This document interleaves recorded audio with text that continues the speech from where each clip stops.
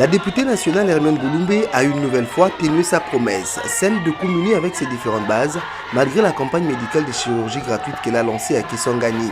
Pour ce deuxième week-end consécutif, l'élu de Mwamba était à Kisanso, sur l'avenue de l'école. Ils étaient plusieurs centaines, des femmes essentiellement, qui ont échangé avec la meilleure élue de Kinshasa. Mais rapidement, Hermione Gouloumbé passe personnellement à la distribution des fournitures scolaires composées des cahiers, stylos, uniformes et autres. Un geste reçu avec satisfaction pour ses parents qui peuvent déjà entendre les pas de la rentrée scolaire qui s'approche. Après Kisanso, celle qu'on appelle affectueusement la députée de la République s'est rendue à Desbonhommes dans la commune de Matete. Ici aussi, Hermione Gouloumbé va poser le même geste. Objectif, s'assurer que les enfants de ces nombreuses femmes retrouveront le chemin de l'école avec le minimum qu'il faut. Il n'y a aucun doute possible, l'élu de Mwamba est celle qui porte avec un engagement sans faille et surtout avec dévotion la vision du chef de l'État Félix-Antoine Tshisekedi, le peuple d'abord. Le dimanche 17 août, la meilleure élue de Kinshasa avait prié aux côtés des chrétiens de l'église Christ en vie dans la commune de Ngaba. Hermione Gouloumbé n'est pas venue les mains vides. Dans sa gibecière, quelques cartons de cahiers, stylos, uniformes et autres qui seront remis symboliquement au pasteur de l'église.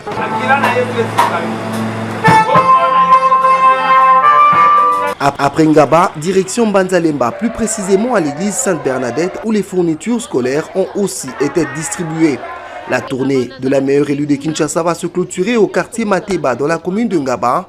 Soutenir ses électeurs, surtout en cette période de la rentrée scolaire, est un devoir pour l'élu de Mwamba. Je suis aujourd'hui au Parlement, c'est grâce à cette population.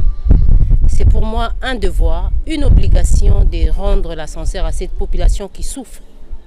C'est la rentrée scolaire, c'était normal que je revienne dans tous mes quartiers pour essayer d'appuyer la population. Voilà, ce qui me motive, c'est la reconnaissance que j'ai envers ma population. Mes échanges ont été toujours fructueux avec mes électeurs. Je suis Munganga na bango ya mikolo nyonso, donc c'est normal. À chaque fois que je descends, c'est avec joie, c'est avec plaisir, c'est avec amour qu'on échange.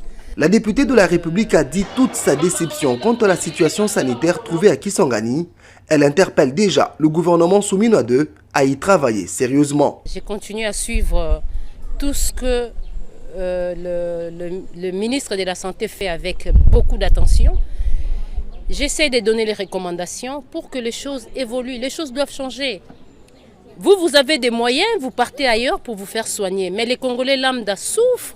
Il est temps que nous trouvions vraiment de l'intérêt à soutenir cette population. Il est temps que nous mettions les intérêts des Congolais au centre de nos échanges. La situation est catastrophique à Kisangani. J'étais choquée d'arriver à Kisangani, que je réalise qu'il n'y a aucun appareil anesthésique à Kisangani. Aucun, je pèse mon mot. Je ne sais même pas comment vous expliquer comment les médecins opèrent. Je ne sais pas. J'ai vraiment des larmes quand je parle de la situation au niveau du ministère de la Santé. Mais je ne mérite pas faire trop de commentaires. Ce que moi je fais, je me bats pour que les choses changent. La vie n'est pas seulement à Kinshasa.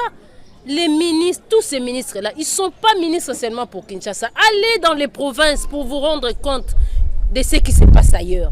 Ça laisse à désirer. Après ses descentes dans ses différentes bases électorales, Dr Hermione Gouloumbé a pris son avion aux petites heures du lundi 18 août pour Kisangani et a vite retrouvé le bloc opératoire pour des chirurgies gratuites.